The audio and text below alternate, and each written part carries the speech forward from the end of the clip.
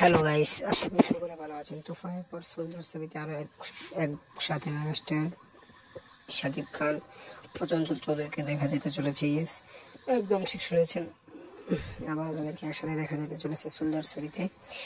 এখানে ভিরান চরিত্রে দেখা যাবে আমাদের চঞ্চল চৌধুরীকে, এমনটাই সংবাদ মাধ্যম নিশ্চিত করতেছে। তো এটা কতটুকু সত্য আমি জানি না, এটা খবর উঠছে। তো যাই হোক, চঞ্চল চৌধুরীর সাথে দ্বিতীয়বার দেখাটা খুবই ভালো ব্যাপার।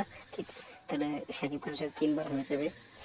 এবছর একবার, 2024 সালে হয়েছিল একবার দেখা, 2025 সালে আরেকবার, 2026 সালেও আরেকবার। কেন বললাম? 2024 সালে রয়েছে চঞ্চল চৌধুরীর সাথে শাকিব খানের তুফান, 25 সালে হবে সোলজার এবং 26 সালে হবে তুফান 2। তাহলে প্রতি বছরই একবার করে দেখা হয়ে গেল, এটাই বলার ছিল। তো থ্যাংক ইউ, ধন্যবাদ পুরো ভিডিওটি দেখার জন্য।